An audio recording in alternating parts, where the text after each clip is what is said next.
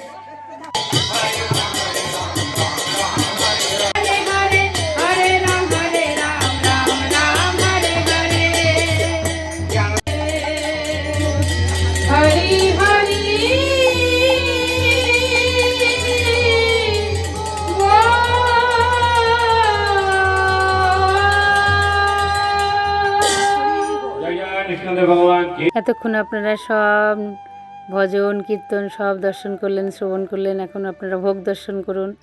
এখন ভোগের পরে সব প্রসাদ পাচ্ছে ভেতরে কিছু ভক্তদের এবং বাইরে ভক্তদের সব প্রসাদ পাচ্ছে। তারপরে আমরা প্রসাদ পেয়ে সকলে মিলে বাড়ি চলে এসেছি। হরে কৃষ্ণা, হরি বল।